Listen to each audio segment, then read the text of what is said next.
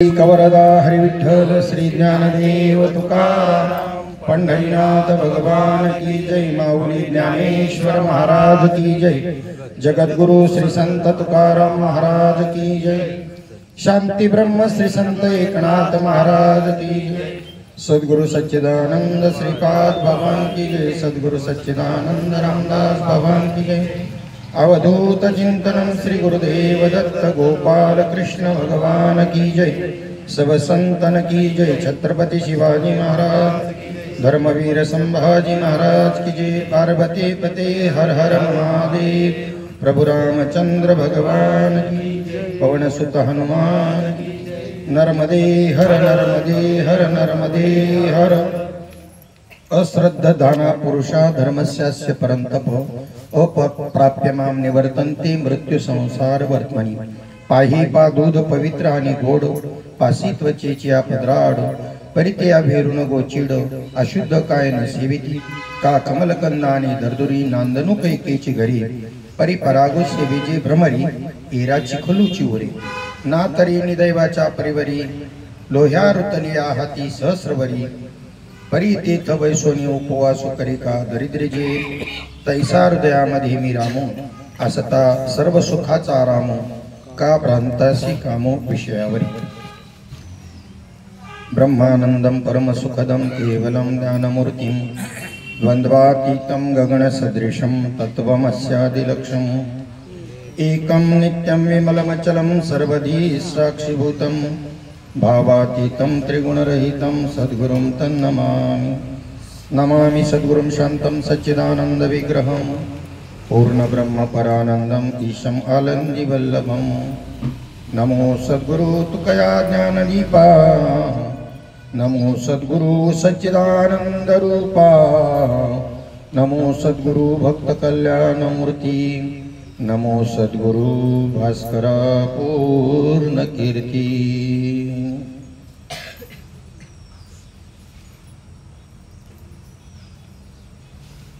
साधू संतांच्या आशीर्वादाने नर्मदामायाच्या कृपेनं ओंकारेश्वरवरून बसनी परिक्रमेला आपण सुरुवात केली।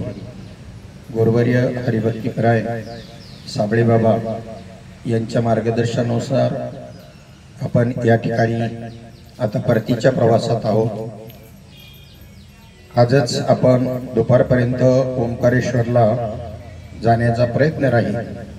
सकाळच्या वेळामध्ये जर पोहोचलो तर आपला संकल्प दुपारच्या आत पोहोचल्यानंतर 2च्या आत त्या ठिकाणी संकल्प पूर्ती होऊन आपण दर्शन वगैरे आज होऊन उद्या सकाळी आपण निघू शकतो। आणि जर नाहीच त्या ठिकाणी तो मेळ बसला तर सकाळच्या वेळामध्ये दर्शन संकल्प पूजा आणि दर्शन सकाळी होऊन उद्या दुपारी निघणार असं ही प्लॅन आहे। आता आपण या ठिकाणी प्रवासामध्ये चालत असताना या ठिकाणी एक थोडंसं चिंतन करण्याचा प्रयत्न आपण करत आहोत। माऊली ज्ञानोबारांच्या ज्ञानेश्वरी मधील या ठिकाणी जो 9वा अध्याय आहे त्यातील 3रा श्लोक अश्रद्ध धाना पुरुषा धर्मस्यास्य परंतप अप्राप्य माम निवर्तन्ते मृत्यू संसार वर्तमनी या श्लोकावरती माऊली ज्ञानोबारांनी टीका करताना या ठिकाणी ज्या ओव्या केलेल्या आहेत सुंदर असं चिंतन आपल्या समोर मांडलेलं आहे। प्रत्येक जीवाला गरज आहे ती सुखाची। सुख आहे देवाजवळ आणि देव आहे तुमच्या जवळ। एवढं सोपं सुटसुटीत गणित आहे। झालं प्रवचन, एवढ्यातच समजलं तरी झालं प्रवचन। आता विस्तार किती सांगितला तरी जन्मभरही संपणार नाही, जन्मोजन्मी नाही संपणार, तर जन्माचं काय गुण राहिलं। पण तीन वाक्यामध्ये गरजू माणसाला गरजू माणसाला 3 वाक्यामध्ये काम भागतं। प्रत्येक जीव मात्राला गरज आहे सुखाची। कशाची गरज आहे? सुखाची। दुसरं वाक्य ते सुख आहे देवाजवळ आणि तिसरं वाक्य तो देव आहे तुमच्याजवळ। हेच या श्लोकामधून सांगितलं, या ओव्यांमधून सांगितलेलं आहे। प्रश्न असा निर्माण झाला की या जगतातली लोक सुखाच्या शोधामध्ये निघालेली त्या ठिकाणी निघालेली पाहिली देवानी भगवंतानी। आणि त्या ठिकाणी अर्जुनाचा आणि देवाचा संवाद चालू आहे। त्यावेळेला अर्जुन त्या ठिकाणी अशी शंका उपस्थित करतो की जे एकोत्तराच्या वाढी जळती आगी घालीती उडी ती अनायासे स्वगडी सांडिती केवी। तुम्ही तर म्हणले की देवाजवळ सुख आहे, देव तुमच्या जवळ आहे. मग असं असताना त्याच्याकडे, त्या सुखाकडे, त्या देवाकडे जाण्याची वृत्ती लोकांची का नाही? लोकांना सुख पाहिजे, पण कशातून का मिळायला सुख पाहिजे.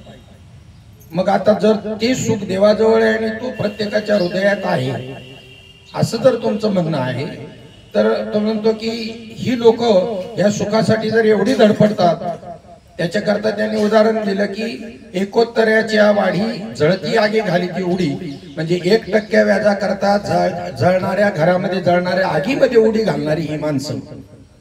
म्हणजे एखाद्या सावकाराने एखाद्याला कर्ज दिलेलं आहे आणि त्या सावकाराचं कर्ज त्या ग्रस्ताला फेडायचं आणि त्या ग्रस्ताच्या घराला आग लागली, तो सावकार काय मोठा कनवळ्यापोटी त्याच्या घराची आग विझवायला जातो असं नाही, की त्याचे पैसे मिळायचे जे असतात त्यामुळे तो त्या जळत्या आगीमध्ये सुद्धा उडी घालतो.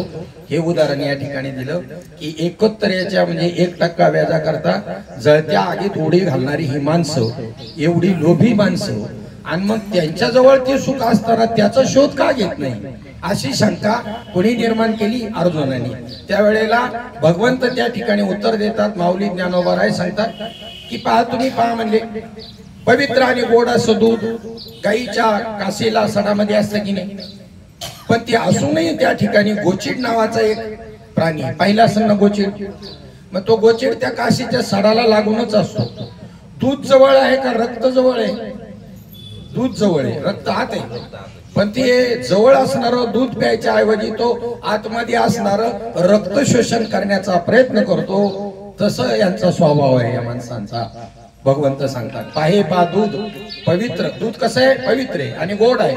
पाशी त्वचेची या पदराड, त्वचेच्या पदराला लागू नये पार परिते अवेरून, पण त्याचा अवेर करून जे गोचिड आहेत परिते अवेरून गोचिड. अशुद्ध काय नसेविती, अशुद्ध असं रक्त सेवन करत नाहीत का? करतात. तिकडेच त्यांची प्रवृत्ती असते. दुसरं उदाहरण त्यांनी दिलं का कमलकंदा आणि दरदुरी नांदणू कैकेची घडी परी परागू सेवेजे भ्रमरी एराची खलूची उरे. पहिलं गोचिडाचं उदाहरण दिलं. दुसरं उदाहरण दिलं कोणाचं? बेडकाचं. बेडकाचं कमळाचं फुल असतं पाण्यामध्ये आणि त्या फुलामधला मकरंद सेवन करण्याकरता लांबून लांबून लांबून भ्रमर येतात, भुंगे येतात. पण त्या कमळाच्या जवळच खाली लागून त्या चिखलामध्ये एक बेडूक असतो. तो बेडूक मात्र चिखल खातच आयुष्य जगतो, पण त्या फुलातला मकरंद सेवन करण्याची त्याची काही वृत्ती होत नाही. तशी काही माणसं विषयामध्येच आनंद शोधतात. परमात्म्याजवळ असणारा आनंद, परमात्म्याजवळ असणारं सुख, त्याच्याकडे जाण्याची त्यांची काय नाही, ओढच नाही, इच्छाच नाही. सुख पाहिजे त्यांना, सुखा करतात धडपड आहे त्यांची, पण सुखाचा पत्ता चुकलेला आहे त्यांचा. कारण व्यवहारातलं, संसारातलं, प्रपंचाचं असणारं सुख हे निव्वळ नाही, ते कशावर तरी अवलंबून आहे, परावलंबी आहे. ते कशातून तरी असं फुकट नाही. कोणत्या वस्तूतून शोधायचं झालं तरी त्या वस्तू करता काहीतरी पे करावं लागते, पैसे द्यावे लागतात, फुकट नाही.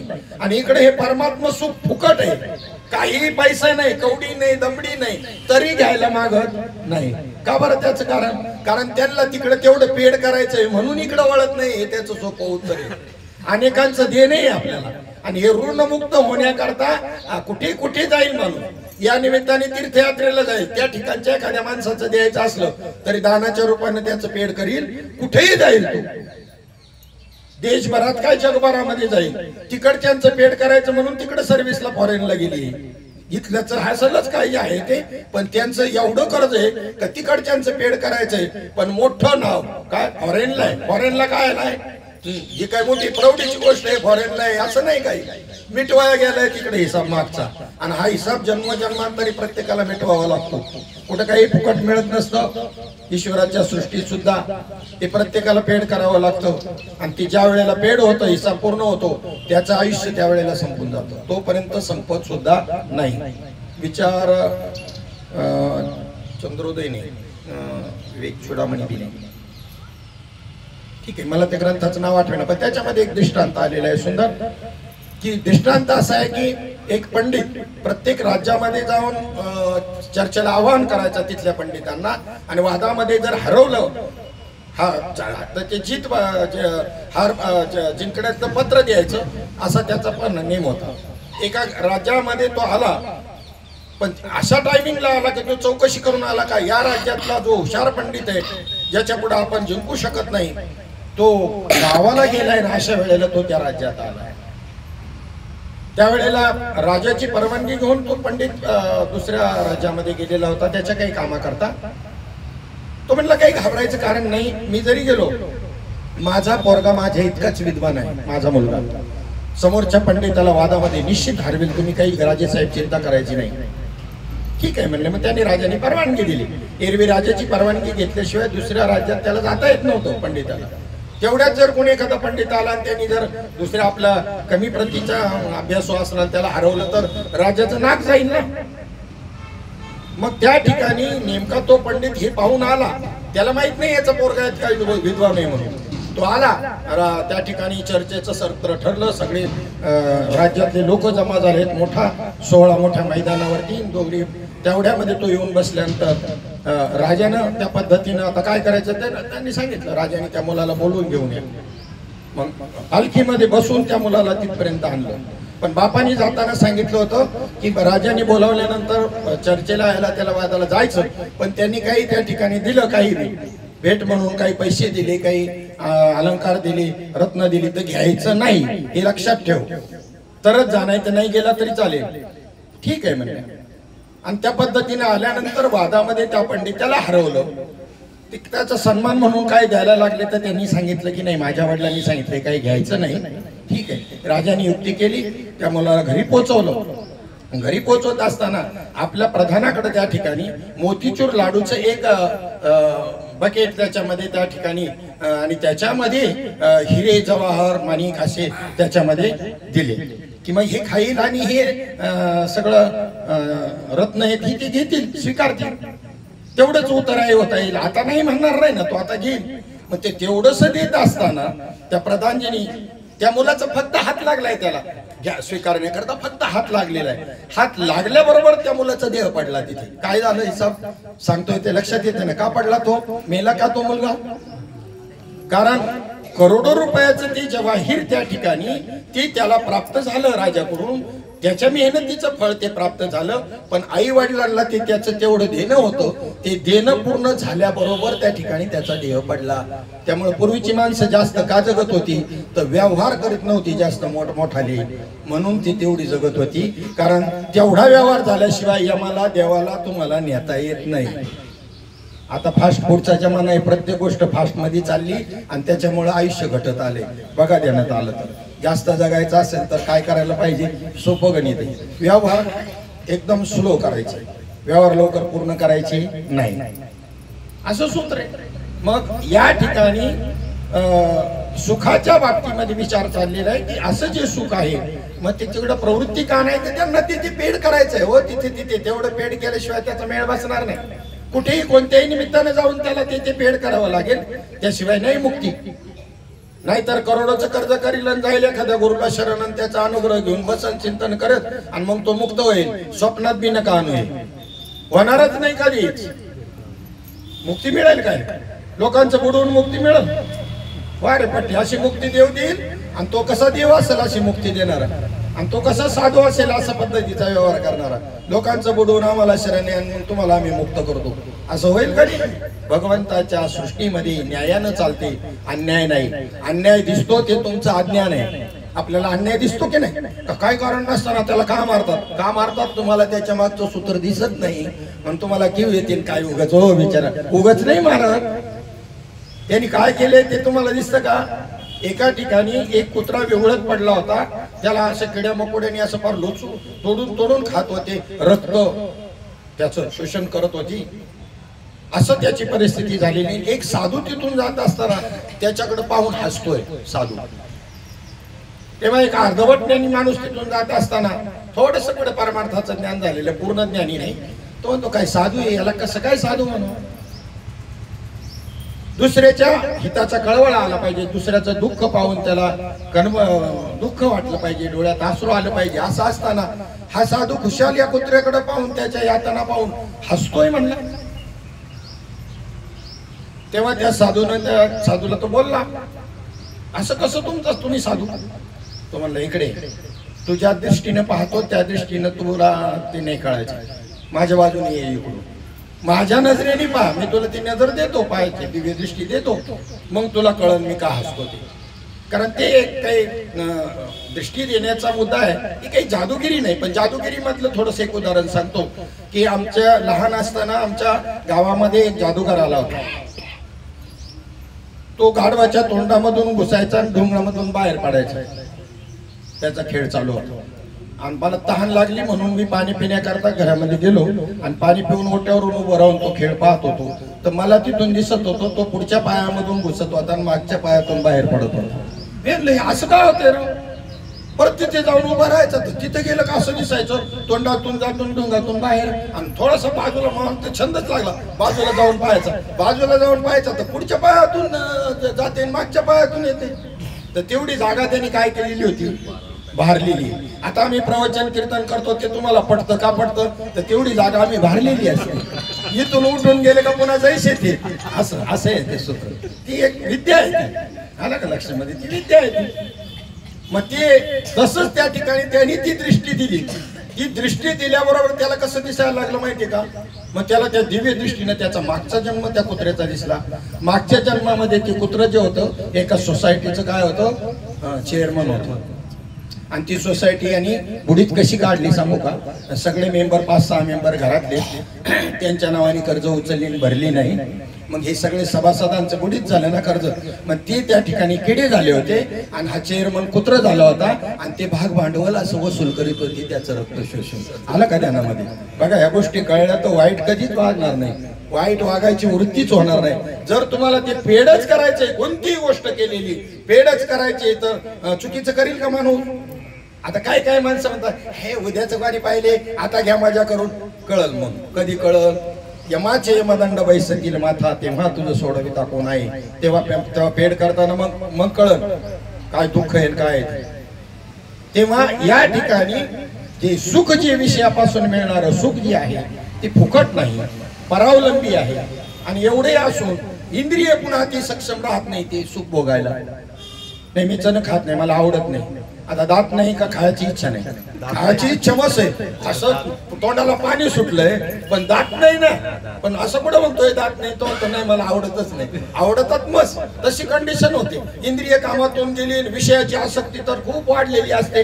त्यामुळे विषयाचं जे सुख आहे ते विषयाचं सुख पूर्ण सुख नाही, सतत नाही, अखंड नाही. मग जे परमात्म सुख आहे ते मात्र सतत आहे, अखंड आहे. मग असं असताना सुद्धा तिकडे प्रवृत्ती का नाही, या प्रश्नाचं उत्तर देताना भगवंत सांगतात. पहिलं उदाहरण गोचिडाचं दिलं, दुसरं उदाहरण कोणाचं दिलं, बेडकाचं दिलं. तसे ही काय बेडकाचे वर्णन गोचिडाचे वर्णन करण्याकरता ग्रंथ लिहिलाय का? गोचिड वृत्तीच्या माणसांचं वर्णन करणारा ग्रंथ. बेडकासारख्या वृत्तीची माणसं जी आहेत ना त्यांना उपदेश करणार. बेडकाला गोचिडाला काय उपदेश करता येतं? माणसाला सांगून कळणार तर गोचिडाला सांगतील का? आणि त्याला कळणार आहे का?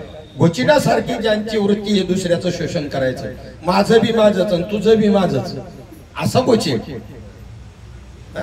बेडूक म्हणजे बस तेवढ्या एरियातच, कधी घरातून बाहेर पडायचं नाही. पडलाच कधी तर बाहेर आल्यावर दुसऱ्याला त्रास द्यायचं, हे तो शिकून आलेला असतो.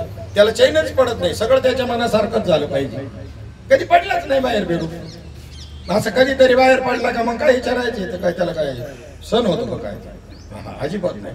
मग आता ते उदाहरण दिलं. आता पहा, हे जे कमळामधून भ्रमर त्या ठिकाणी भुंगे जो मकरंद सेवन करतात ना, त्याच्यामध्ये 3 जाती त्या भुंग्यांमध्ये. मी भुंगा म्हणून बोलल, मी बेडूक म्हणून बोलल, मी गोचिड म्हणून बोलल, आणि तुम्ही माणूस म्हणून ऐकायचं. तशा प्रकारची माणसं, मग त्याला प्रवचन ऐकणं म्हणतात. आलं का लक्षात? हे काही गोष्टी नाही. मग त्या ठिकाणी हे भुंगे जे आहेत 3 प्रकार आहेत. तेव्हा हे मकरंद सेवन करणाऱ्या भुंग्यांना वाटलं आपल्या भाऊबंधांना बी मेजवानी द्यावी. त्याच्यामध्ये 3 प्रकारचे भुंगे असतात. हे लाकडं कोरणारे भुंगे असतात. पहा, कधी कधी लाकडं कोरीत बसतात बघा.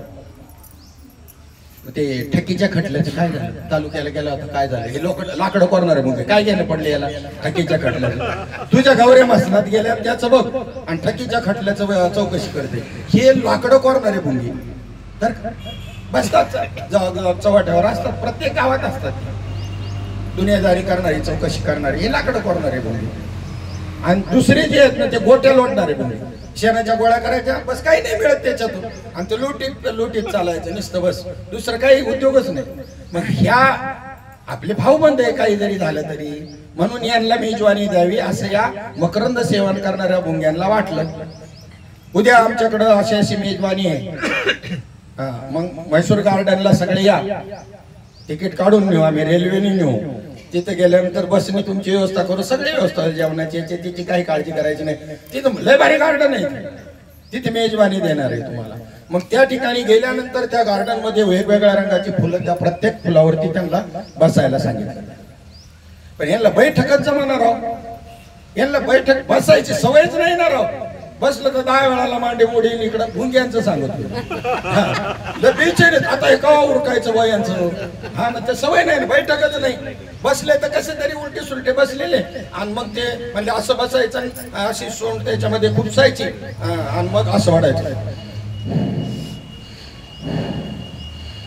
असं सांगितलं. पण पहिली बैठकात जमा नाही तर वडायचं कवा जमायचं. मग पहिले बैठक जमेना का जमाना माहिती का, ती घरून निघाले तेव्हा त्यांच्या घरातल्या जुन्या जाणकार मंडळींनी सांगितलं असतं. म्हातारी माणसं सांगायची पहिले, ए प्रवासाला जाताना आपली शिळीपाकी कधी बी आपली बरोबर असावी, कारण ते समाजामध्ये आता ते टाइमावर नाश्ता होईल किंवा बालभोग किंवा हे ते आपलं काहीतरी असलं पिशीतलं काढलं, शंकरपाळी म्हणा काय आणलेलं असं सकल्या काय, तर ते आपलं का टायमिंगला खाली म्हणजे बरं. शुगरवाल्या माणसाला ती काळजी घ्यावी लागते. तसं त्यांना सांगितलं होतं शिळीपाकी आपल्या जवळ असू द्या बरं का. म्हणून त्यांनी त्या शेणाचे गोळे असे बगलेमध्ये धरलेले ना, असे बसलेले. कशी बैठक जमायची, असे बसले, असं ताट जमानच ना त्यांना. भुंग्यांना सांगतो असे असे असे असे असं बसताचे ना ताट, त्यांना बसायचे ते असे बसायचे. गोळ्या होत्या ना त्या विषयाच्या गोळ्या जोपर्यंत सुटत नाही तोपर्यंत ते बैठक जमणार नाही. विषयाचा पडीपाडू, गोड परमार्थ लागे कडू. गोड असणारा फुकट असणारा परमार्थ कडू वाटतो, आणि कडू विषय तो गोडू. बैठक जमत नाही असं नाही. टीव्हीच्या पुढे एकदा बसल्यावर मालिका चालू झाल्यावर 3 मालिका बैठक मोडत नाही 1.5 तास. तुम्ही काय म्हणले, आम्ही काय संन्यासी ब्रह्मचारी थोडेच आहे, तुमच्यातलाच भाव आहे, त्यामुळे मला त्याचा अनुभव आहे. संन्याशांना ब्रह्मचार्यांना याचा काय अनुभव आहे, तुमच्यातला मी. 1.5 तास बैठक काय मोडल नाही, म्हणजे त्यांना अजून त्यांचं निवृत्तीची पाळी नाही आलेली, त्यांची याच्यातून मुक्त होण्याची, अजून जन्म घेण्याची, असं त्याचा सारांश. पण थोडं संगतीने नक्की कळून तो त्याचा विचार करू शकतो. सांगणाऱ्याने सांगावं, तो त्या विचार करील किंवा नाही तो भाग वेगळा. घाटकोपर रेल्वे स्टेशनला तुम्ही उभे आहात, मग जाता त्या ठिकाणी असे बोर्ड लावलेले असतात, काय ही गाडी अंबरनाथला जाईल, कोणकोणत्या स्टेशनवर थांबेल, 3 नंबरवरून जाणारी, 1 नंबरवरून जाणारी कल्याणला जाईल, सर्व स्टेशनवर थांबेल, असा अनाऊन्स केला जातो की नाही, आणि बोर्डही लावलेला असतो. पण जो नित्याचा जाणार आहे त्याला पाहण्याची ना ऐकण्याची गरज नाही, तो बाहेरूनच ओळखेल ही गाडी तीच आहे, पटकन तो जाणार, ती पाहत बसणार नाही, ऐकत नाही बसणार. परंतु रेल्वेचा धंदा संपूर्ण हिंदुस्थानभर आहे. जगातल्या कानाकोपऱ्यातून एखादा तरी माणूस या प्लॅटफॉर्मवर येणार आहे, त्याची चूकभूल होऊ नये याच्याकरता तो अनाऊन्स केला जातो आणि बोर्ड लावलेले. एखादा कोणीतरी मुमुक्षु असेल, त्याला त्या ज्ञानाची गरज असेल, त्याला मुक्त व्हायचं असेल, तर त्याच्याकरता असतं ते. त्याचा असा कळवळा निर्माण झाला पाहिजे, नाही तर नुसतंच ऐकणं चाललंय आपलं, आयुष्यभर चाललेलं असतं, परंतु त्याचा काही परिणाम होत नाही. कालच परवा त्याविषयी मी सांगितलं, पाण्याची किंमत हाणलेल्या माणसाला, जेवणाची किंमत, अन्नाची किंमत भुकेलेल्या माणसाला आहे. तर देवाच्या भेटीची भूकच लागलेली नाही, कसं काय मेळ बसायचं, भूक लागावं लागते त्याची. चला आता तिकडे विस्तार मी करत नाही. यांनी त्या ठिकाणी तशा प्रकारचं मग त्यांना पहिल्यांदा परेड करायला लावली, उभं केलं, परेड करायला लावली. लेफ्ट राईट त्यावेळेला त्या विषयाच्या गोळ्या पडून गेल्या बगल्यामधल्या, मग बसवल्यावर जे बैठक बसली म्हणता, ताट एकदम मस्त. आणि मग म्हणले आता टाका सोंड, त्याच्यामध्ये टाकली, जे वडायला सुरुवात केली, आणि एकदा जे लिंक लागली सारखी, मध्ये गॅपच नाही, मग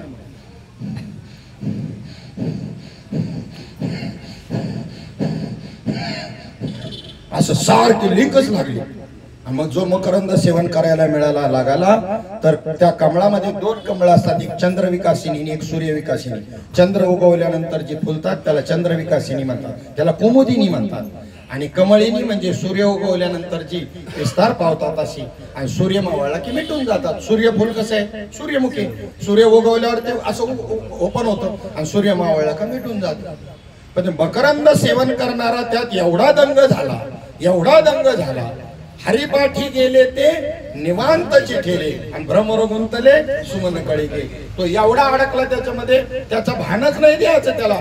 काय टाइम झालाय, किती दिवस झालो आपण आलोय, घरी जायला पाहिजे, घरची काय म्हणत असतील आपलं नाही सांगत हो, त्या भुंग्यांचं सांगतात. आपल्याकडे मोबाईल आहे, रोज बोलतोय आपण व्हिडिओ कॉल लावून. तेव्हा व्यवस्था नव्हती त्यांच्या टायमिंग मधला, भुंग्यांच्या टायमिंग.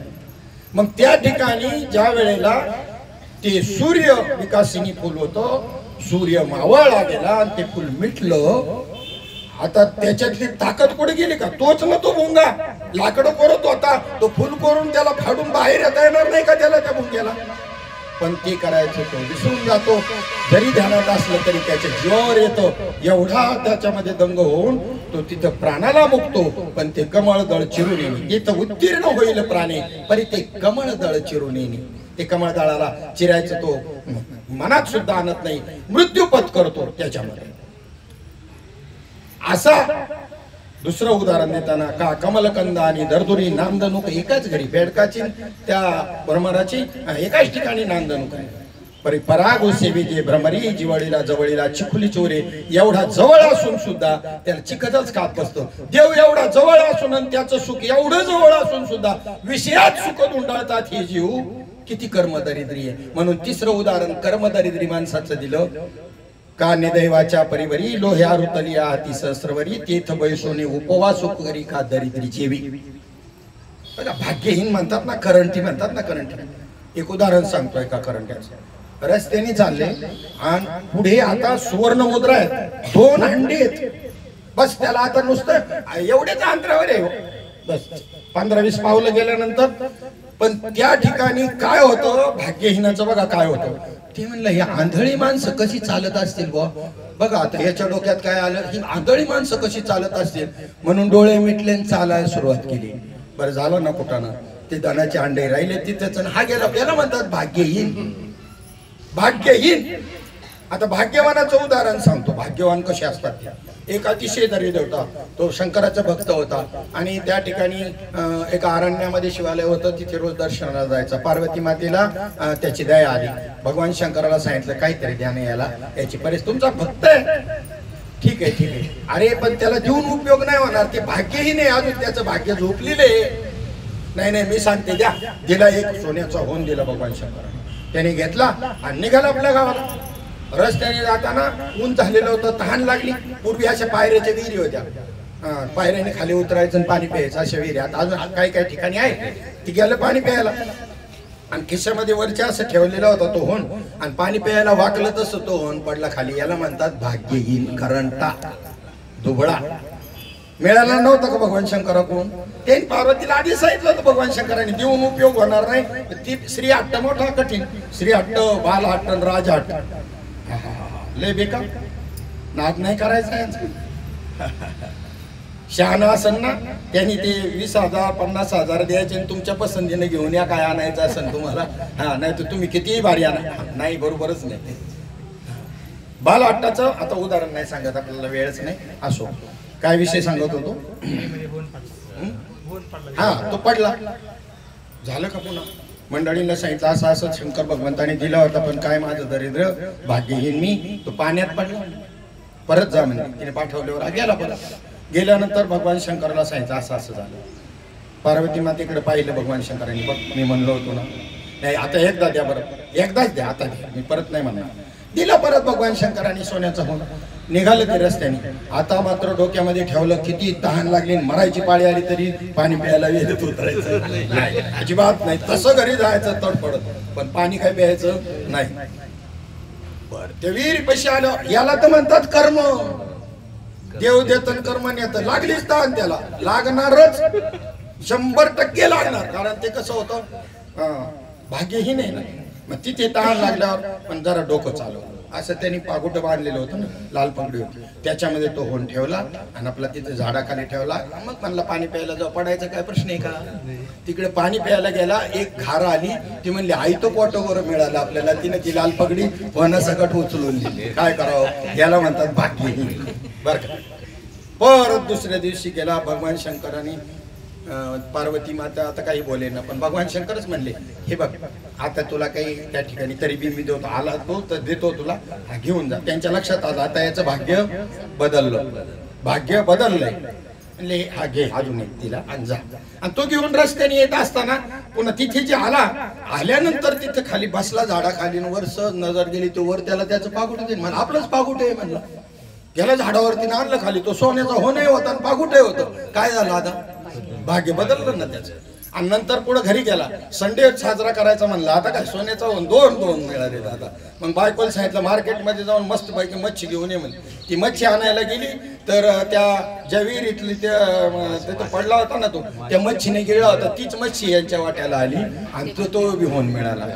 सांगा आता भाग्य बदलायला, बरं भाग्य मोठं का प्रयत्न मोठं, हे एक बऱ्याच लोकांना लक्षात येत नाही. तर प्रयत्नच मोठे, आता केलेले प्रयत्न थोड्या वेळाने ते भाग्यामध्ये जमा होतात. आता केलेले प्रयत्न उद्याला कशामध्ये असतील की भाग्यात जमा असतील, तुमचे भाग्यात जमा असतील.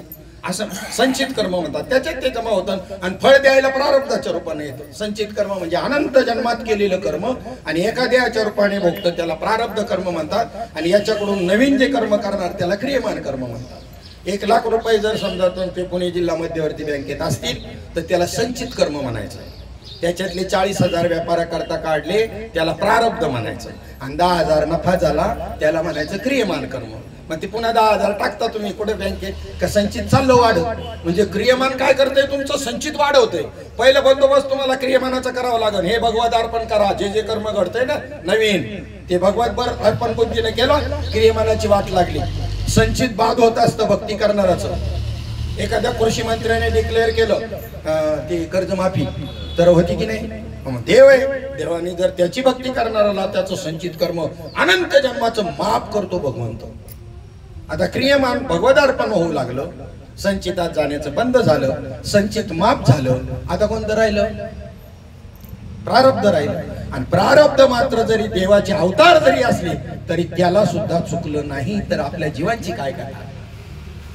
ज्या वेळेला त्या व्याधाने बाण मारला कृष्ण भगवंताला विरासनामध्ये वडाच्या झाडाखाली बसलेला, डाव्या पायावर उजव्या पाय ठेवून, आणि अतिशय सुंदर हरिण आहे, असं पाय सुंदर होते भगवंताचे, हरिण आहे म्हणून बाण मारला होता. आणि मग आता शिकार मिळवण्याकरता पुढे आला, पाहिलं तर कृष्ण भगवंत घाबरला. आता काही आपलं खरं नाही, मला शाप देतील. त्यांनी अभय दिले, सांग घाबरू नकोस, तुझी काही चूक नाही. असं आपलं व्हायला पाहिजे बघा. प्राण घेताय तरी तुझी काही चूक नाही, इथं धक्का लागला तरी तुकारे दिसत नाही काय. आणि त्याचं देव व्हायला काय अवघड नाही हो, आणि संत व्हायला काय अवघड नाही. पण तेच नको आम्हाला, बाकीचं तुम्ही काही सांगा पण नेमकं हेच नाही पाहिजे आम्हाला, हेच लक्षणं नाही. मग त्या ठिकाणी त्यांनी सांगितलं घाबरू नकोस, ही कर्म माझ्या कर्माचं फळ आहे. देवाने सांगितलं मागच्या जन्मामध्ये तो वाली होता, राम होता, मी राम होतो, आणि मित्राला मदत करायची सुग्रीवाला म्हणून त्याचा तो भाऊ असा, आणि तुला मी कारण नसताना मारलं, तू काय माझा गुन्हा केला नव्हता. आणि ते फेडाया करता म्हणजे देवाला सुद्धा ते फेडाया करता तो व्याध जो होता तो वाली होता मागच्या जन्मातला, आणि त्यांनी बाण मारला. तर तुमच्या आपल्या कर्माचं काय असेल, जर देवाला चुकत नाही तर. पण एक आहे, मग भक्ती कशाला करायची, देव तीर्थयात्रा नर्मदा परिक्रमा कशाला करायची. कोणी म्हणत जर आम्हाला भोगूनच जर सारायचे तर तिकडेच बघू ना, इकडे कायला खर्च करून एवढा त्रास घेऊन यायचं. तर त्याचं कारण असं आहे की त्या ठिकाणी प्रारब्ध त्या आनंदामध्ये आणि प्रारब्धाचे भोग भोगताना जाणीव होत नाही. हा भक्ती करण्याचा फायदा आहे. त्या भक्तीमध्ये तन्मय होऊन ज्या वेळेला एकत्र होऊन तो भक्ती करतो त्याला त्या सुखदुःखाची काय नाही होत. 1.5 दमडीचं इंजेक्शन भुलीचं जर तुम्हाला दिलं तर तुमचा इथून हात कापला जातो माणसाचा तरी त्याला जाणीव होते का. मग भगवंताच्या नामातून बोधात काही पावर असेल का नाही. शरीराचा अवयव जरी काढला तर भुलीच्या इंजेक्शनाने जाणीव होत नाही, आणि ज्याला त्या बोधाची भूल चढली असेल त्याला काही त्रास जाणवत अजिबात नाही जाणवत. पण पाण्यामध्ये मासा झोप घेतो काहीसा, जावे त्याच्या वंशा तेव्हा कळे, एरवी नाही, पाण्याच्या कडेला उभं राहून नाही कळायचं. असं आहे. चला, निर्दैवी माणसाचा विषय असा चालला होता. माऊली म्हणतात का निदैवाच्या परिबरी लोह्या रुतले हाती सहस्रवरी प्रत्येक बैसोने उपवास करी का दरिद्री जीवी. त्या धनाच्या हंडीत आणि त्याच्यावर बसून उपवास करतोय, द्यानं मला काय केलं, भीक मागतोय. तशा पद्धतीनं तैसा हृदयामध्ये मी रामू. 3 उदाहरणं दिली. पहिलं गोचिडाचं, दुसरं दिलं बेडकाचं आणि तिसरं निर्दैवी माणसाचं. या पद्धतीनं सगळ्यांच्या हृदयामध्ये तैसा हृदयामध्ये मी रामू असता सर्व सुखाचा आरामू का भ्रांतासी कामू विषयावरी.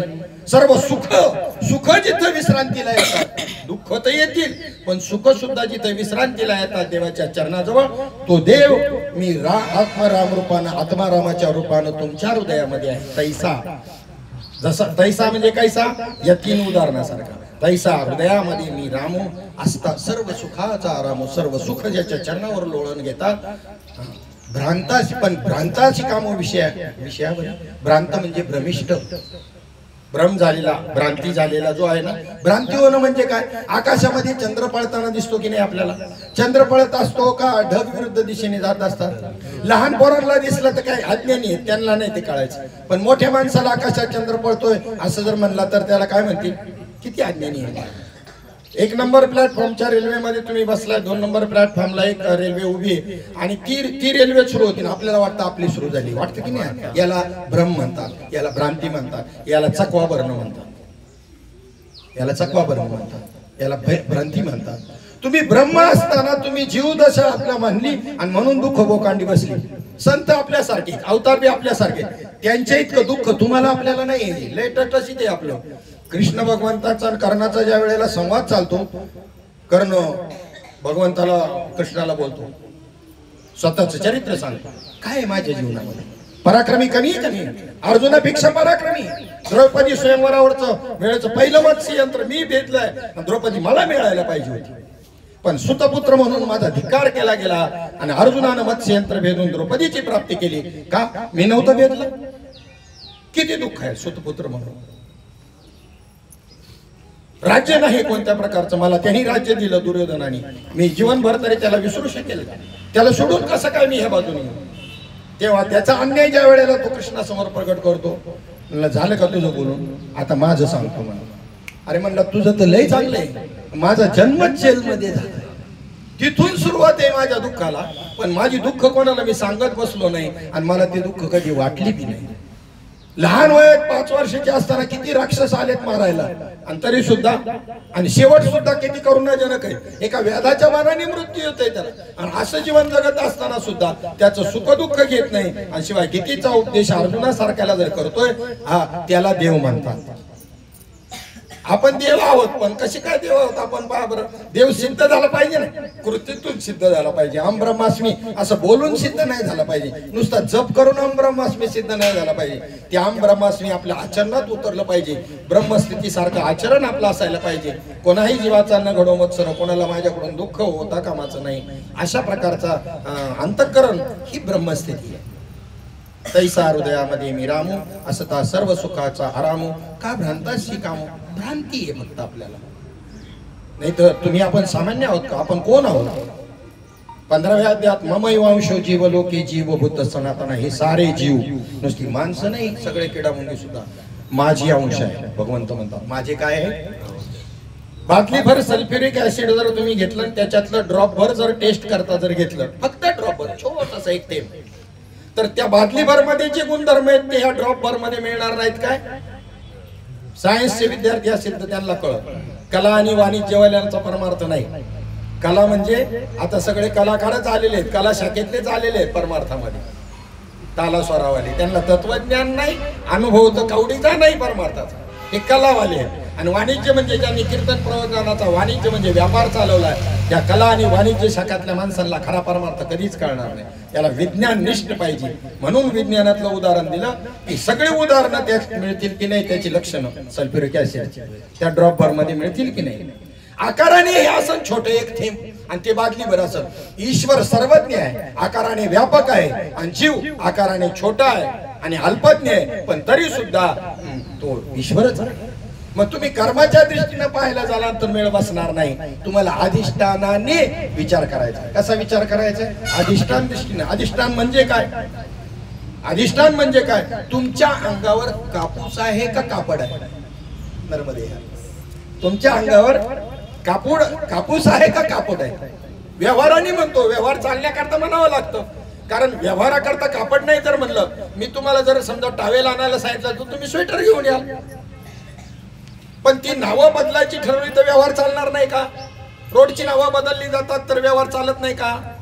आजपासून जर जी आर काढला केंद्र सरकारने, टावेलला टोपी म्हणायचं, टोपीला टावेल म्हणायचं, उद्यापासून रूढ पडून आपल्याला तसे व्यवहार करता येणार नाहीत का? राजाज्ञेची अक्षरे हाती, ती चामा एकाचही पडती, त्या चामासाठी जोडती सकळ वस्तू. कशाला महत्व आहे? शिकाय ना राजाज्ञेचा. तो जर नसेल तर कोणतीही नोट चालेल का? गव्हर्नरची सही जी आहे ती नसेल तर चालेल का ती नोट? नाही चालणार. तसा राजाची आज्ञाप्रमाणे उद्यापासून चमड्याच्या नोटा करायच्या. माऊली ज्ञानोबा यांची ओवी ही आता सांगितलं, चमड्याच्या नोटा करायच्या. किती क्षणामध्ये चमड गायब होईल सगळ्या जगातलं. त्याला काय टाइम लागतो का काय? इथूनच सुरुवात, इथूनच. हा, तुम्हाला भजन करायला डोळे मिटून भजन करायला येईल मी, आणि तिकडच्या तिकडं भरून घेऊन जाईल मी. तुमचं काय माझं सांगतोय मी करील असं, तुम्ही काय माझ्यावर विश्वास ठेवून बसला? डोळे मिटून, कोणी डोळे उघडायचं नाही, का डोळे, आणि करा भजन. चालू द्या. सुरेशला म्हणा पुढं, आणि तुम्ही चालू द्या मागं. तुमच्या चपला घेऊन जाईल निघून. मला माहिती आहे ना जी आर निघालाय उद्यापासून चामड्याच्या नोटा. महत्व कशाला आहे? राजाज्ञेला महत्व आहे. राजाज्ञेची अक्षरे हाती, ती चामा एकाजय पडती, त्या चामासाठी जोडती सकळ वस्तू. सगळ्या वस्तू त्या ठिकाणी जोडल्या जातात असं आहे. आणि राजाज्ञा कशी काम करते, तशी ईश्वरी शक्ती कशी कार्य करते हे सांगतो. राष्ट्रपती कुठे बसलेला आहे? दिल्लीला. पंतप्रधान दिल्लीला आहे. मग आता रात्रंदिवस संपूर्ण राष्ट्राचे, संपूर्ण देशाचे व्यवहार चाललेत की नाही? जागेवर बसून. पंतप्रधान सडक योजनेमध्ये तुमच्या वस्तीपर्यंत रस्ता झाला. पंतप्रधान आला का कधी भेट द्यायला तुमच्या त्या सडकला? आणि नाव काय तिला? पंतप्रधान सडक योजना. बरं, पंतप्रधानांनी यायची काय आवश्यकता आहे का? नाही. त्याची कार्य करण्याची रीत वेगळी आहे. तिथे न जाता तुमच्या सडकेजवळ, तिथून त्या ठिकाणी ती सडक तयार होते. ही काम करण्याची पद्धत कोणाची आहे? त्या पंतप्रधानाची. तसं ईश्वरी शक्ती जी आहे ना, ही काय तुमच्या पुढे येऊन बोल भक्ता तुला काय पाहिजे, त्यांनी म्हणावं मला 10,000 देणी, यांनी म्हणावं तथास्तु, अशी पद्धत नाहीये देवाची काम करण्याची. देव कोणाच्या तरी माध्यमामधून काम करत असतो आणि तेच आपल्याला कळत नाही. उदाहरणार्थ मी जर म्हणलं ना, माळी साहेब मला एक 5,000 रुपये द्या, घरी गेल्यावर तुम्हाला देतो. भगवंतानी जर त्यांना प्रेरणा दिली ना, ते म्हणतील बस का बाबा 5च पाहिजेत का, लगेच देतील मला. पण भगवंतानी प्रेरणा जर नाही दिली ना, बाबा काल रात्री जर म्हणले असते तर तुम्हाला 10,000 दिले असते, आहेत बरं का खिशात, तरी पण म्हणतात काल रात्री म्हणले असते तर दिले असते, आता नाही माझ्याकडे. हे कोणी प्रेरणा द्यावी लागते? मग देवानी केलं असं आम्ही म्हणतो का? नाही नाही नाही नाही ना म्हणत आम्ही.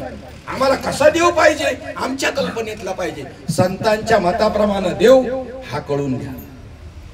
संतांच्या मताप्रमाणे. पोस्टामधून मी 1,000 रुपये माझ्या वडिलांना पाठवले मुंबईवरून गावाला, आणि मी दिलं त्या वेळेला 100-100च्या 10 नोटा दिल्या होत्या. आणि माझ्या वडिलांना देताना 50च्या 20 नोटा दिल्या. मी कंप्लेंट करायला पाहिजे, कंप्लेंट करायला पाहिजे ना. त्यांनी देताना कितीच्या, मी कितीच्या दिल्या? 100च्या 10, आणि त्यांनी 50च्या 20 दिल्या. तुम्हाला किमतीशी मतलब आहे का त्या नोटांशी मतलब आहे? 1,000 रुपये मिळण्याशी मतलब आहे ना, का 50च्या दिल्या का 20च्या दिल्या याच्याशी काही कारण आहे का? तसं तुम्हाला ईश्वरा कार्य करण्याची, पोस्टाची जशी कार्य करण्याची प्रणाली आहे, तशी ईश्वराचं काम करण्याची एक रीत आहे. ईश्वर अदृश्य आहे, अव्यक्त आहे, व्यापक आहे.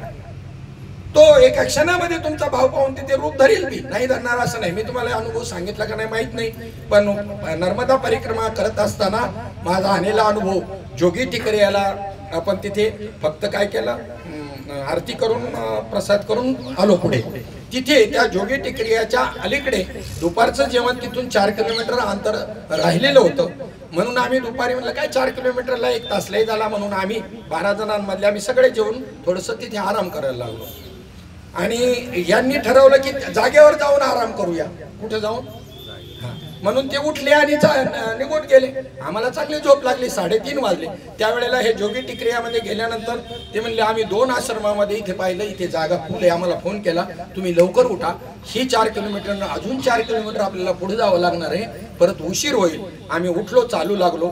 फक्त तिघेच होतो, ती गवतीताई आणि गायकवाडताई आणि मी. बाकीचे सगळे हे पुढे गेले होते. आणि त्या गवतीताईंना टीचं भरलं. मग गायकवाडताईंना सांगितलं तुम्ही दोघी जणी जाऊन हॉस्पिटलला जाऊन या, मी एकटा निघतो इथून. मी तिथून निघालो. तो छोटासा घाट होता, तो उतरून अख्या रस्त्याने एकटाच मी उतरलो. उतरल्यानंतर लेफ्ट साईडला लगेच वळलो. मला सांगितलं होतं त्यांनी पुढे गेल्यावर लेफ्टला वळायचं, पण मी अलीकडेच वळलो आणि निघालो. पण मला डाऊट आला म्हणून आवाज दिला, नर्मदे हर.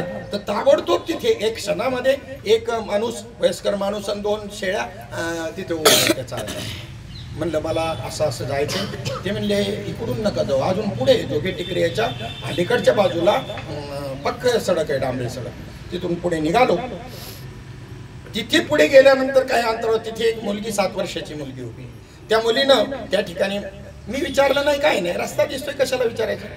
देखो बाबाजी, आप इधर से जाओगे ऐसा तो घूम के जाना पड़ेगा, और ये पगडंडी से जाओगे ना, या पाऊलवाटेने जाल तर तुमचे 3 किलोमीटर वाचतील असं मला सांगितलं. मग मी निघाल्यावर पुन्हा मला डाऊट आला, इथं काहीच नाही, वस्तीने काय नाही, ही मुलगी कुठून आली. मागं पाहतोय तर कोणीच नाही. मी या अनुभव, या परिक्रमेमध्ये दिग्बुड करणारे अनुभव आहेत. लोक उगीच ह्या वयामध्ये, कोण तरुण दिसणार नाही तुम्हाला जास्त, हजारातून एखादा, एवढ्या वयामध्ये एवढा त्रास सहन करून का जातात. तर श्रद्धेनं, विश्वासपूर्वक, भावपूर्वक जर गेले तर त्यांना त्याचा अनुभव भेट ही निश्चितच होते. निश्चित तशा प्रकारचे अनुभव येतात. चला मग आता ह्या भगवत स्वरूपाचा जर आपल्याला आपल्यामध्ये अनुभव घ्यायला पाहिजे असेल तर काय करायला पाहिजे. तर त्या ठिकाणी माऊली ज्ञानोबा हरिपाठात सांगतात, भावेविन देव नकळे निसंदेह. आणि गुरुविना अनुभव कैसा कळे, गुरुशिवाय अनुभव येणार. मग गुरुचं काय अनुभव, ज्ञानेश्वरीच्या पद्धतीनं, बरं का, भागवताच्या पद्धतीनं, गाथेच्या पद्धतीनं. गुरु प्रसन्न झाल्यानंतर गुरूंनी काय अनुभव द्यावा हे या संतांना विचारून पहा, काय अनुभव यावा. हे जे आता मी अनुभव आतापर्यंत सांगत होते त्या प्रकारचा अनुभव ज्ञानेश्वरी, भागवत ह्या ग्रंथांमधून, गाथेमधून या प्रकारचा नाही अनुभव दिलेला. याच्यामध्ये ठीक आहे, आपली श्रद्धा बसण्याकरता हे अनुभव सुरुवातीला ठीक आहे, पण त्याच्या पुढे जाऊन त्यांनी त्या अनुभवाचं वर्णन करताना जे काही सांगितलेलं आहे, काय अनुभव आले पाहिजे, भगवंताचं काय अनुभव आलं पाहिजे, गुरुविना अनुभव कैसा कळे. आज बाजार भरलाय सगळीकडे गुरूंचा, अनेक संप्रदाय, नाना पंथ, नाना परंपरा, अनेक गुरु. आणि त्यांना विचारायचं गुरु केल्यानंतर काय अनुभव आला. एक पट्ट्यात सांगतो, 32 वर्ष वय झालं, पुरीचं लग्न जमत नव्हतं, गुरु केलं बघा लगेच जमलं. बरं म्हणलं ज्ञानेश्वरीचे किती अध्याय एवढं मला सांग. काय देवा देव, काय म्हणावं याला. एक म्हणलं विहिरीला पाणी लागत नव्हतं, एवढी 5 परस विहीर खाली गेली. आणि परवाच्या दिवशी गुरु केला, त्यांनी बोर घ्यायला लावल्यावर लागलं ना असं पाणी, का आता 7च्या मोटरला आटपत नाही. म्हणलं भागवतात लिहिलं असं नाही. काय देवादेव चालली, पहा ना कसं देवादेव चालली. हे याला देवन, याला परमार्थ म्हणतात, याला भक्ती म्हणतात. याच्या उलट संतांची चरित्र पहा, संतांना देव कसा भेटलेला आहे. घेऊ उदाहरण नामदेवरायांचं. नामदेवरायांना गुरु करण्याच्या अगोदरची शक्ती किती आहे. ताटामध्ये देव जेव्हा येतात कीर्तनात नाचत होता, तरी सुद्धा कच्चं मडकं ठरलं होतं का. हे आता जे अनुभव सांगतोय ना, या अनुभवाने परिपूर्ण होता नामदेवराय, परंतु व्यापक स्वरूपात अनुभव देवाचा नव्हता, सर्वत्र देवाचा अनुभव नव्हता, म्हणून कच्चं मडकं ठरलं. आणि विसोबा खेचरांना शरण गेले. शरण जायला देवानी पांडुरंगाने सांगितलं, तर औंढ्या नागनाथ जे 12 ज्योतिर्लिंगातले तिथे पाठवलं. तर तिथं पिंडीवर पाय ठेवून पदग्रस्त झोपले होते. कोण, विसोबा खेचर बघा. आणि ह्याच विसोबा खेचरनी माऊलींना मांड मिळू दिली, मांड बांधण्याकरता खापर मिळू दिलं नाही. आणि कुंभाराचे सगळे ती मडकी ते खापर फोडून टाकली. आणि ज्या वेळेला पाठीवर मांडणं भाजलं माऊलींनी योगाग्नीच्या माध्यमामधून, आणि त्यावेळेला मग तो शरण आला, शिष्य झाला त्यांचा. आणि नामदेवरायांचा गुरु होण्याची पात्रता अवघ्या 3 वर्षात आणली. 3च वर्षात. नीट ऐका, परमार्थ किती रोकडा आहे, तसा गुरु भेटावा लागतो. असे गप्पाडू नाही आमच्या सारखे जमायचे. 3 वर्षामध्ये किती, 3 वर्षात नामदेवरायाला, आपला विसोबा खेचराला, ज्याने माऊली ज्ञानोबरायांच्या झोळीमध्ये माती टाकावी, त्यांची माधुकरी लाथेनं उडवून द्यावी, असा नालायकग्रस्त, पण त्याच्यावर कृपा केली. संतांचं सामर्थ्य सामान्य नाही हो का. दुराचारी, विषयी, आसक्त, पण संत कृपे त्वरित उद्धरत. त्वरित म्हणजे ताबडतोब. काळ वेळाचं कारणच नाही, एवढं सामर्थ्य आहे. त्याविषयी कृपा सांगितलं ना, संकल्प कृपा, दृष्टी कृपा, स्पर्श कृपा आणि शब्द कृपा. त्या प्रकारच्या कृपा आणि शक्ती त्यांच्याकडे असते. म्हणून या परिक्रमेमध्ये संतांच्या दर्शन करताय परिक्रमा, जिथे जिथे जे संत आहेत त्या संतांचे दर्शन घ्यावं. त्यांच्या अंतःकरणामध्ये जर आपला त्या ठिकाणी तिथपर्यंत भाव जर भेटला, हे बेडा पार करून टाकते, नक्कीच पार करते, आहेत त्या पद्धतीचे. त्यांचं काय ऐकतो देव हे सांगतो. आता चाललेला विषय ध्यानात ठेवा. आपला विषय आता काय चाललाय देवाला मी विचारील परत, मध्ये एक दृष्टांत सांगणार आहे. आता चाललेला विषय ध्यानात ठेवा, मला पुन्हा आठवण करून द्या काय चालला होता. ऐकताय ना सगळे बरोबर. मी मध्ये एक दृष्टांत सांगणार आहे, संतांचं सामर्थ्य सांगतो. नारद मुनी फिरत फिरत या मृत्यूलोकामध्ये आले. मी विसोबा खेचनाबद्दल बोलत होतो. मला ते देवाचं दर्शन म्हणजे काय हा मुद्दा राहता कामाचा नाही. हा राहिला तर तुमच्यामुळे राहील. मी तर मला दोष नाही, तुम्हाला दोष लागल. मी सावध करून सांगितलंय. हा आता काय काय मुद्दा सांगायचा आहे आपल्याला. आता नारद मुनी फिरत फिरत मृत्यूलोकात आले. एका गावामध्ये एका घरी गेले, तर त्या ठिकाणी माधुकरी मागितली. आवाज दिला. ती ताई आई तिथे माधुकरी भिक्षा घेऊन आली.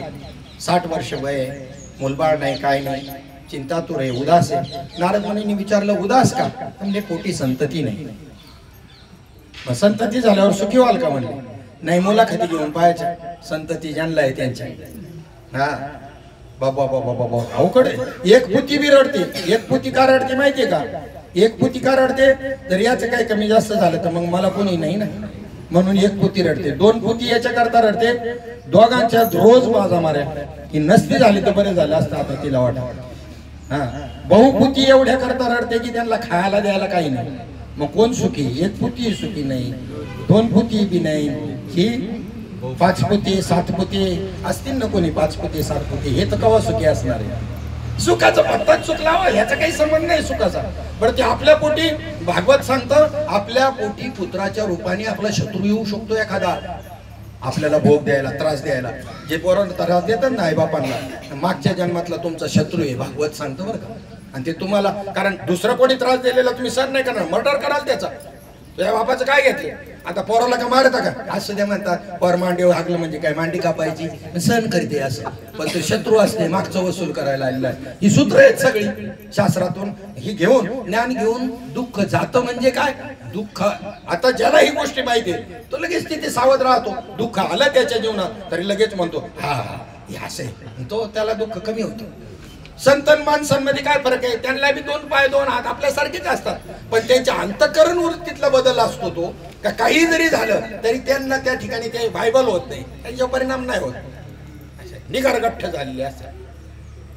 आणि परमार्थ करणार असं निगरगठ्ठच झाला पाहिजे ना.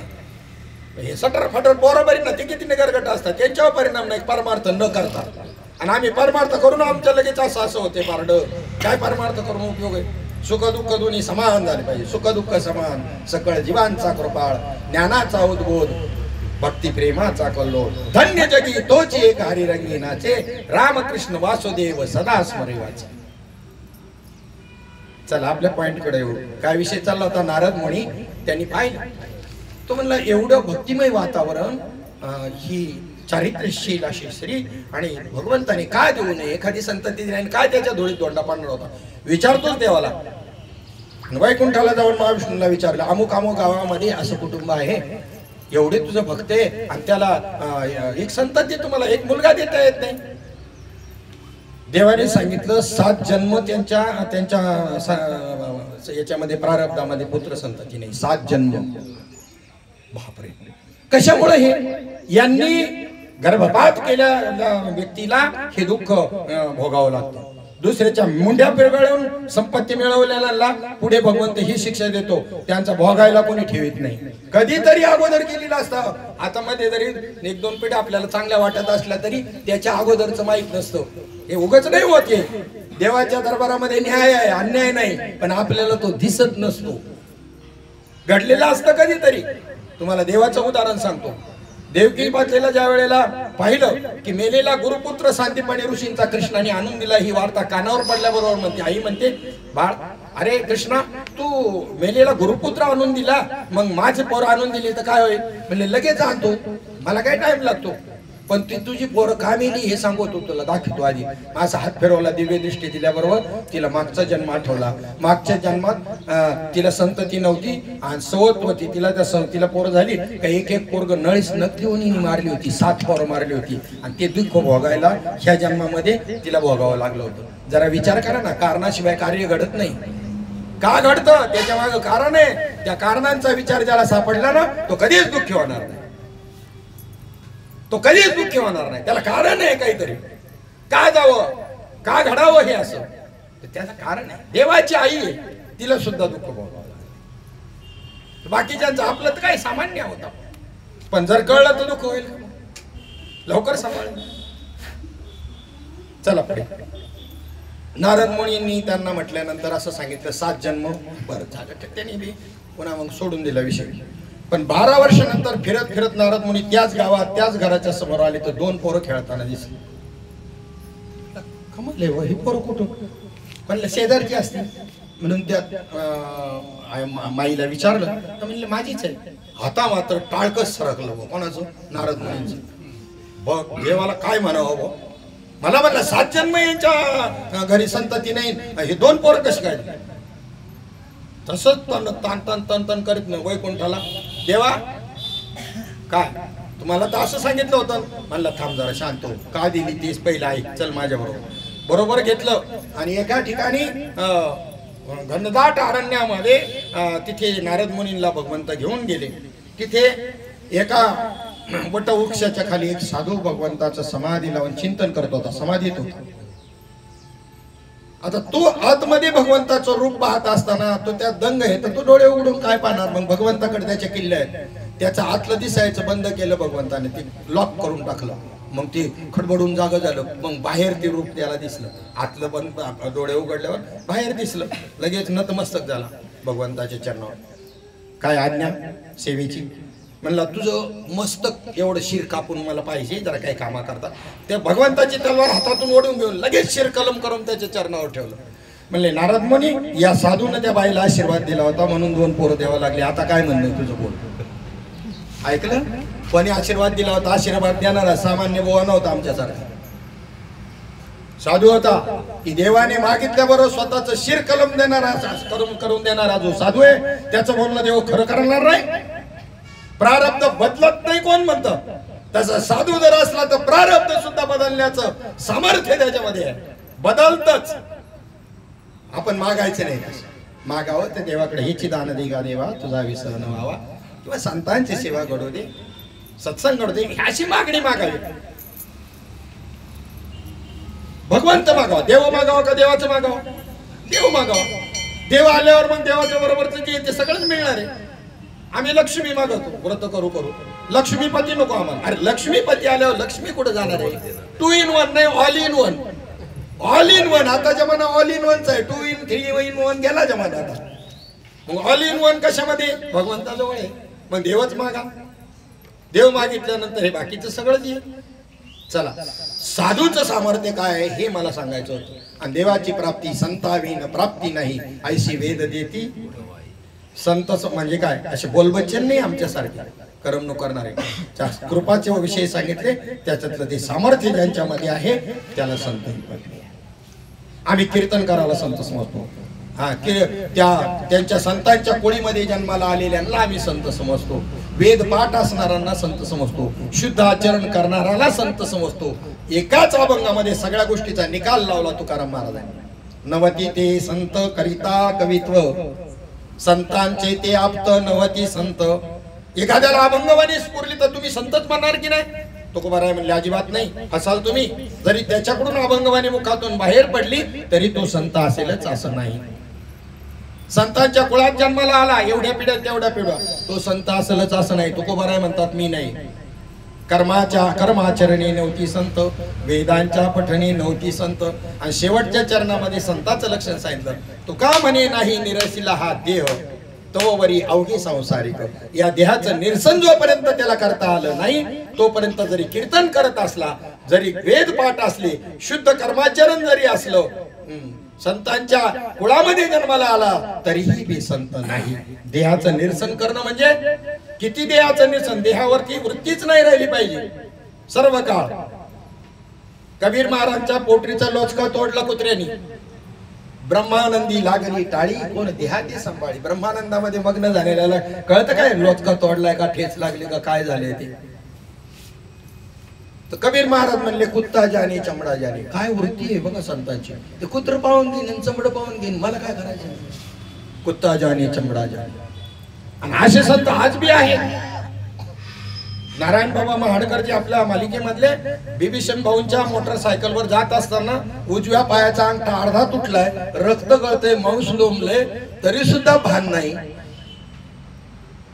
तरी ह्याला म्हणतात कबीर महाराज. आम्हाला तो शेरवानी टोपी घातलेलाच कबीर महाराज पाहिजे. अरे त्याचं लक्षण ज्यात आहे त्याला कबीर महाराज म्हणायला पाहिजे. बाहेरच्या वेशाला कबीर महाराज म्हणायचं.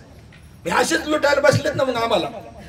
अशा टोप्या घालून काय काय ड्रेस बदली करून संतांची. ड्रेसवर आहे का संतत्व? पोशाखावर आहे का?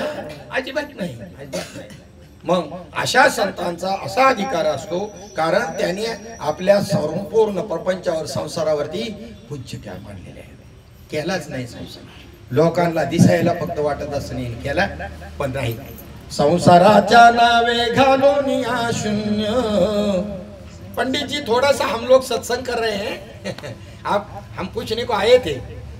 करो करो कोई दिक्कत नहीं, करो करो आराम से करो. हाँ. संसाराच्या नावे घालोनी शून्य. संसाराच्या नावे घालोनी शून्य. वाढता हा पुण्य धर्म केला. वाढता हा पुण्य धर्म केला. हरिभजनी हे धवळिले जग. हरिभजनी हे धवळिले. ज्याने आपल्या संसारावर पूज्य ठेवलं त्याची काळजी भगवंत नाही करणार. तो कोण करेल? कोण करील? आपण काय केलेले असते थोडस काय करतो तरी काय आपण परमार्थ.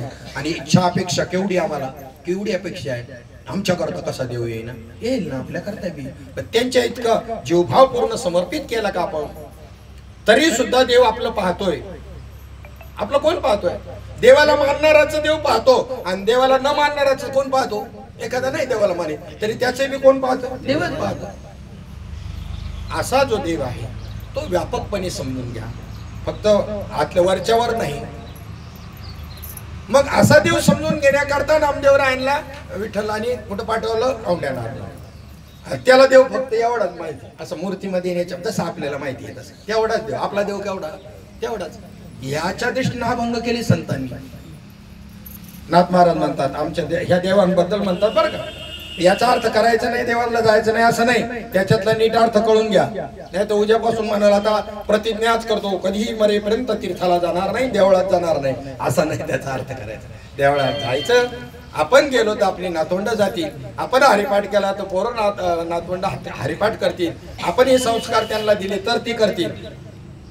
आपण जर सारख्या मालिकाच पाहत राहिलो कुठं टीव्ही वरती तर पोरं काय करणार? ते केव्हा हरिपाठ करतील? ते केव्हा देवाला जातील?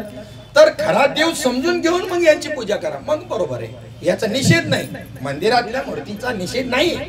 पण जर खरा देव तुमच्यातला जो तैसा हृदयामध्ये मी रामू हा समजून घेऊन मग करा. यांच्यातलं जे देवत्व ब्राह्मण त्याच्यामध्ये स्थापित करतो प्राणप्रतिष्ठा करून आणि मग हे नवसाला पावतात. पूर्वीची देवत किती नवसाला पावत होती नुसता, किती ताबडतो. कारण तशा पद्धतीची त्यांच्यामध्ये मूर्ती स्थापना प्राणप्रतिष्ठा करणाराच पॉवरफुल होता. आता तसे राहिले नाही म्हणून दैवत नवसाला पावत नाही. इच्छा प्रकट करायला कुठे पावत होती अशी नाही दैवत होत. मग ही जी दैवत आहे ही दैवत वेगळी देव वेगळा. देव एक आहे. मग आता या वेळेला त्या ठिकाणी तो शंकराच्या पिंडीवर पाय ठेवून झोपला. कोण? विसोबाकेत. म्हणजे ज्याला गुरु करायचा आहे तो, ज्याला गुरु करायचा आहे तो म्हणले शेवाच देव बाप्पा. रामदेव म्हणला शेवाच देव बाप्पा. ह्यांना गुरु करू कल्याणच होईल माझं म्हणलं. आणि एवढा विचार नाही करतो तर ते विसोबा खेचर म्हणले हा बाबा मी तो विसोबा खेचर संवाद आहे नामदेव गाथेमध्ये की उठे उठे प्राण्या नळा तू काय देवावरी पाय ठेवेले. हे देवा पाय ठेवून झोपला आंधळा आहे का काय तू? त्यांनी सांगितलं मी वृद्ध झालोय, अशक्त झालोय, हे पाय माझे मला उचलत नाही. एवढे उचलून ठेव. कुठं ठेव? जिथं देव नसन तिथं ठेव. कुठे ठेवायला सांगितले? तेवढ्या वेळात स्पर्श झाल्याबरोबर ते 4 प्रकारच्या कृपा आहेत ना, त्याच्यातली स्पर्श दीक्षा त्याला दिली. स्पर्श दिल्याबरोबर त्याचा अंतःकरण वृत्ती बदलली, दृष्टी बदलली. आणि जिथं जिथं त्या ठिकाणी आता कुठं ठेवावा हा प्रश्न पडला. जिथं जिथं पाय ठेवेल तिथं तिथं पिंड. असं नामदेव गाठीत नाही. ह्या पिंडी नंतर पुजाऱ्यांनी ठेवल्या, तिथे आपलं चाललंय दक्षिणा ठेवून पाया पडायचं. पिंड शब्द नाहीये गाथेमध्ये. तिथे तिथे देव म्हणजे याचा अर्थ देवाचं स्वरूप त्याला अनुभवाला आणून दिलं. ते कसं? तर भगवंताचं स्वरूप आनंद स्वरूप आहे, सुख स्वरूप आहे. ते प्राप्त झाल्यावर त्या साधकाला आनंदमय अवस्था प्राप्त होते, सुख स्वरूप अवस्था प्राप्त होते. हे देवाचं स्वरूप आहे. त्याला आनंदाने तो नाचायलाच लागला, हसू लागला, रडू लागला, गाऊ लागला. असे अष्टसात्विक भाव भगवत प्रेम दाटून आलं त्याच्या ठिकाणी, नामदेवाच्या ठिकाणी. आणि मग परीक्षा घ्यायला पांडुरंग परमात्मा त्याच्या अगोदर 2 वेळेला आले होते. एकदा त्या ठिकाणी चंद्रभागेच्या वाळवंटामध्ये नामदेव बसलेला असताना, पूजा पाठ करत असताना बाजूलाच घिसाडी बांधला देव. आणि ती बनली घिसाडी आणि बाजूला पाळ ठोकलं. आणि स्वयंपाकाची तयारी, 3 दगड मांडून त्याच्यावरती तांब्याची आमच्याकडे डेग म्हणतात त्याला, ती ठेवली. आणि बोले क्या सालना बनाऊ? अरे बोले वो आपले कुत्ते डालो ना उसमें. मग ते 4 कुत्रे टाकले कापून. हे तर पाहतच राहील. बोले हंडी पूर्ण भरलेली नाही, पूर्ण हंडी भरल्याशिवाय आकड्याचं भागत नव्हतं. तो बोले फिर वो गधा डालो. गाडवे टाकलं कापून. बोले हंडी भरती नाही. बोले वो बामन का छोकरा बैठा है उसको डालो. अरे बापरे, नामदेवरायाच्या पूजेचं सामान टाकून पळतच सुरू. देवा गेला मंदिरात. देवा भाग्याचं म्हणून वाचलो, नाही तर आज म्हणला देव म्हणला थांब, तू म्हणला होता ना कोणत्या रूपात आणि मी तुला ओळखीन. मग तिथं मी हे बघ, हे तुझ्या पूजेचं साहित्य घे. म्हणलं हे तुझ्या कसं आलं? म्हणला की साडी मीच झालो. मला का ओळखता? गुरु बिन कौन बताये वाट, बडा बिकट यम घाट. गुरु बिन कौन बताये वाट. गुरु शिवाय नाही ती दृष्टी प्राप्त होणार. दृष्टीच प्राप्त व्हायला पाहिजे, बाकी काय नाही. अरे हे सगळंच देव, इथून तिथून सगळं सगळं देव, पण ती दृष्टी प्राप्त व्हावी लागेल, त्याशिवाय तसं होणार नाही. आणि मग आता ती दृष्टी गुरुपदेशानंतर मग विसोबा खेचरांनी ती स्पर्श दीक्षा दिली. आणि मग देव परीक्षा घ्यायला आला. नामदेवराय भोजन करत असताना ते रोटी घेऊन देव पळाला. नामा स्वयंपाक करून बैसला, केशव श्वान रूपे आला. रोटी घेऊन पळाला, सर्वाभूती विठ्ठल. हाती घेऊन तुपाची वाटी, नामा लागला श्वाना पाठी. तुप घेरे जगजेठी, कोरड्या रोट्या का खासी. आता बघा, आधी हातामध्ये आपल्यासारखाच होता नामदेव. आपण बी काय करू, आम्ही काय करायचं, एका हातामध्ये अशी रोटी, एका हातामध्ये नाही काठी अशी मागे धरलेली आणि रोटी एका हाताने अशी पुढे धरलेली. कुत्र रेंज मध्ये येऊन द्यायचं त्याला, रोटी नाही काठीनेच फटकावायचं. नामदेवाचाच प्रकार तोच होता. मग हातामध्ये काठी घेऊन कुत्र्याच्या मागे लागणारा नामदेवराय आता गुरुचा उपदेश झाल्यानंतर तुपाची वाटी घेऊन मागे लागला. कोरड्या खाऊन, रोट्या खाऊन तुझं पोट दुखत, तुपा बरोबर खा. हा बदल कशामुळे झाला? कशामध्ये देव पाहिला? आपण कशात पाहतोय? त्यात पाहायचा नाही मूर्तीत, असं नाही. फक्त आपण मूर्तीतच पाहतोय, त्याच्या बाजूला आमची नजरच जायला तयार नाही. तेवढंच मला सांगायचे, बाकी काही नाही सांगायचं. नामदेवरायांची दृष्टी बदलली आणि मग तिथून पुढचे अभंग आहेत त्यांचे गुरुपदेशानंतरचे. ऐका पंढरीचे महिमान, ऐका पंढरीचे महिमान. रावळे तितू की प्रमाण, रावळे तितू. रावळातलाच देव प्रमाण मानणारा नामदेवराय. आता मात्र तेथील तृणानी पाषाण, तेथील तृणानी पाषाण, तेही देव जाणावे. तिथले त्याला गवत आणि दगड सुद्धा विठ्ठल स्वरूपी सांगला. विठ्ठल जळी स्थळी भरला, रीता ठाव नाही उरला. तो म्या दृष्टीने पाहिला, विठ्ठलची विठ्ठल. असा व्यापकपणे देव समजला पाहिजे. नामदेवरायांना असा व्यापकतेने अनुभव आला. नाथ महाराजांची गोष्ट पहा. रामेश्वरला काशीवरून ची कावड घेऊन रामेश्वरला निघाले. बरोबर इतर बी मंडळी आहेत, इतर बी ब्राह्मण आहेत. आणि मध्ये परीक्षा घेण्याकरता म्हणले एवढी कावड यात्रा चालली, याच्यामध्ये एकही माझा भक्त नाही. भगवान शंकर म्हणले पार्वती माते. म्हणले असं कसं? एवढं सायास करून तिथून इथपर्यंत आले, ही कावड घेऊन इकडे चालले आणि तुमचे एकही भक्त नाही, असं कसं? बघ परीक्षा. तर ती गाढवाचं रूप घेतलं आणि तिथे तानेनं असं वेवळत पडलेले आहेत गाढव. हे बाकीचे कावडे तिथून ओम नमः शिवाय ओम नमः शिवाय चालले म्हणत चालले, पण त्याच्याकडे डोकून मी पाहायला तयार नाही. पण नाथ महाराजांनी तिथे थांबले आणि त्याला ती पावरी फाजलं. बाकीचे म्हणायला लागले आता तुम्ही काय तिकडं तोंड दाखवायला जाणार रामेश्वराला? म्हणले माझा रामेश्वर मला इथंच पावला. हे जनार्दनच्या कृपे, याला कृपा म्हणतात, याला देव म्हणतात. सर्वांमध्ये असणारा आत्मा देव आहे, मग त्यांच्यामधल्या आत्म्याला देव समजायला पाहिजे ना. आत्मा जाणल्यानंतर देव ओळखता येतो. म्हणून आत्मस्वरूप प्राप्ती करता त्या ठिकाणी संतांना शरण जावं लागतं. तो आत्मरूपाने तुमच्यामध्ये आहे. तैसा हृदयामध्ये मी रामू असता सर्व सुखाचा आरामू. का भ्रांतासी काम विषयामध्ये, तेव्हा भ्रांती सोडून द्या, भ्रमिष्टपणा सोडून द्या.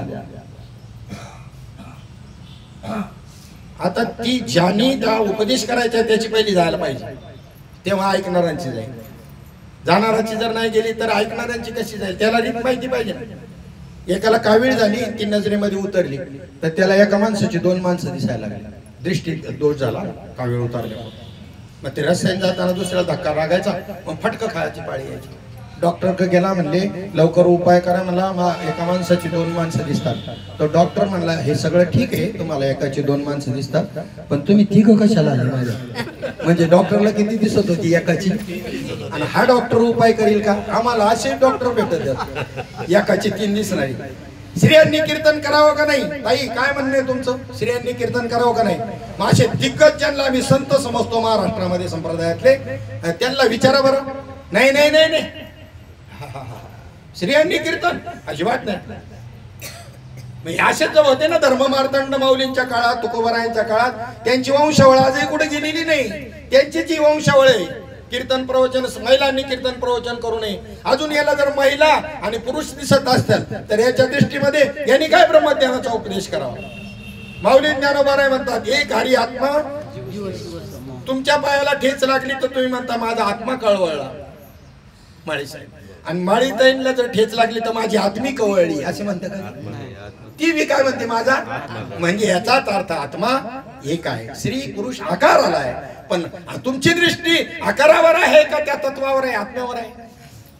आकारावर आहे. म्हणून स्त्री पुरुष ज्यांची आकाराची दृष्टी मावळली नाही आणि ते आम्हाला जर उपदेश करायला लागले तर कसं परिवर्तन होईल, कसं बदलेल समाज, कसं काय त्यांना ते सुख प्राप्त होईल?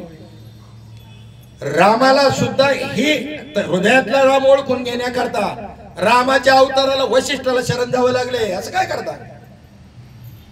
योग वाशिष्ठ मोठा ग्रंथ आहे ज्ञानेश्वरी सारखा. तुम्हाला तुमच्या गुरुंनी जो उपदेश केला तोच उपदेश प्रभू रामचंद्रांना वशिष्ठांनी केलेला आहे. शेवटचा प्रसंग आहे त्यांच्या अवतार समाप्तीच्या वेळेचा. प्रभू रामचंद्रांच्या 3 वेळेला सीतेला अग्नी दिवे घ्यायला लावले. 3 वेळेला, 2 वेळेला. एक वेळेला तो परीट म्हटला काय, पार्टाच्या घरी भांडण झालं होतं आणि बायकोला त्यांनी माहेरी पाठवून दिली होती थोड्याशा कारणावरून. आणि गावचे लोक, ते तिच्या माहेरचे लोक तिला घेऊन समजून सांगायला पार्टाजवळ आले. आणि त्यावेळेला परीट म्हणला 6 महिने रावणाच्या बंदी शाळेमध्ये राहिले, रामाने तिचा स्वीकार केला सीतेचा, मी राम नाही म्हणला. म्हणजे बघा जसं काय रामापेक्षा भारी झाला. पण आणि ते ऐकलं प्रभू रामचंद्र वेश बदली करून प्रजेत फिरायचे. प्रजेचं माझ्याबद्दल काय मत आहे, माझं राज्य बरोबर चाललंय का, हे स्वतः पाहिजे वेश बदली करून. त्यांनी ऐकल्याबरोबर डोहाळ्याच्या निमित्तानं लक्ष्मणाला सांगून सीतेचा त्याग केला. असा प्रजाहित दक्ष रामराज्य काय सामान्य गोष्ट नाही. ते मला थोडस मध्य प्रदेशात आढळलं पायी परिक्रमा करताना. खरेच माणसं आहे तिकडची, काय सेवा आहे. तुम्ही पायी हे करून जर पाहिले ना तुम्हाला समजेल काय काय माणसं आहेत काय. आजही इथे रामराज्यच आहे. काही वेळ थोडस तिकडून फक्त सांगितलं काय इथे आपला पुंडलिकावर झालं, तिकडून काय हालचाल दिसत नाही म्हणून मी चालू ठेवले. नाही तर मग अशीच तैसा हृदयामध्ये रामू याच्यावर आल्याबरोबर प्रवचन आपलं झालंच होतं. पण आता थोडासा विस्तार करायचा. कशा करता करायचा तर आम्ही कधी कधी काल्याचं कीर्तन चालू असताना आम्हाला गावातल्या कार्यकर्त्यांनी त्यांनी सांगितलेलं असते की बाबा 9 ते 11 झालं पाहिजे. लांबून माणसं आल्यात त्यांना जेवून परत उन्हाच्या आत घरी जायचे. तेव्हा म्हणलं 5 मिनिटं आधी थांबू ना, आम्हाला काय त्याच्यामध्ये 11ला 5 कमी असताना थांबू. आणि 11ला त्या दृष्टीने आमची कीर्तनाची मांडणी चाललेली आहे. 11:15 वाजता आम्ही जवळजवळ उरकण्याच्या नादात असताना एक कार्यकर्ता आमच्या जवळ येतो. आम्हाला म्हणतो बाबा जरा कीर्तन लांबवा, अजून दाढीला कड नाही आला. काय म्हणला? दाढीला कड नाही आला. मग लांबवता येतं ना. तसं आता हे फक्त थोडंसं लांबवायचं नाही तर झालेलंच आहे जवळजवळ. एका काकाची सत्यनारायणाची पूजा चालू असताना किती वेळामध्ये पण सत्यनारायणाची 5 अध्याय किती वेळात सांगावा? तुमच्याकडची गती माहित नाही मला, तुमच्याकडे कसं काय ते हा? तरी पण किती वेळात 5 अध्यायावर? 15-20 मिनिटात 10 मिनिटामध्ये तर 5 अध्यायावर किती येते? त्याला अजून बऱ्याच 4-5 पूजा करायच्या असतात. मग ते 10 मिनिटामध्ये उरकतो. आणि तेवढ्यामध्ये यजमान येऊन त्यांना सांगतो, तात्या जरा दाढीला कड नाही याला पुथी लांबवा. आणि ते आले 5वे अध्याय अंगध्वज राजा. आता काय करावं? 1 मिनिटात तर संपवायचं होतं ना, आता वाढवायला सांगितली पुथी. मग तो बी हुशार असतो, तो कशी पुथी वाढवतो बघा. अंगध्वज नावाचा राजा अरण्यामध्ये झालं का? तिकडे झालं का? नाही ना. अंगध्वज नावाचा राजा त्या ठिकाणी अरण्यामध्ये शिकारीला जिथे गेलेला आहे आणि तिथे बालगोपाळांनी सत्यनारायणाची पूजा मांडलेली आहे. आता 1 मिनिटामध्ये तर तो थांबवणार होता, पण आता दाढीला कड नाही आलेला ना. मग तात्याने पोथी कशी लांबवली पहा. ती मुलं ज्या झाडाखाली बसलेली होती ते झाड वडाचं नव्हतं, ते झाड पिंपळाचं नव्हतं, ते झाड उंबराचं नव्हतं. आता त्या सांगायला कोणतं होतं? 100 झाडांची नावं घेतली, ती झाड नव्हतं. कशामुळे तात्याने हे लांबवलं? दाढीला कड नव्हता आला. तसं आपलं प्रवचन थोडंसं लांबवायचं, इकडे नाश्ता नाही झाला म्हणून, नाही तर प्रवचन आपलं झालेलंच. एकच दिवस आपलं थोडंसं माझ्या लक्षात नाही आलं, उलटं घड्याळ ठेवलं होतं. त्यामुळं तिथून पुढे मग आपण 2-3 वेळेला केलं. तर आम्ही टायमात जे काही सांगायचं टायमात सांगत असतो, कारण आम्हाला जाणीव आहे तुमच्याबरोबर आम्ही बी आहे, वेळेची जाणीव आहे. परत प्रवास आहे, शेवटी जरी झोपून असला तरी त्रास होतोच माणसाला. पण चला काय विषय आहे की या ठिकाणी देवाचं स्वरूप संतांनी जसं समजलंय तसं आपण व्यापकपणे समजून घ्यायला पाहिजे. तुमच्या अंगावर कपडे आहेत का कापूस आहे? तर कापूस आहे. कपडे म्हणायला आहे, परंतु कापूस नसेल तर कपडे बनवू शकतात का? धागा. मग याच्याकरता 1400 वर्षाच्या चांदेवाला 14 वर्षाच्या मुक्ताईने एका अभंगातून उपदेश केला. ब्रह्मदिसे उघडे जगामध्ये, ब्रह्मदिसे उघडे, एकची धागा नाना परी कपडे.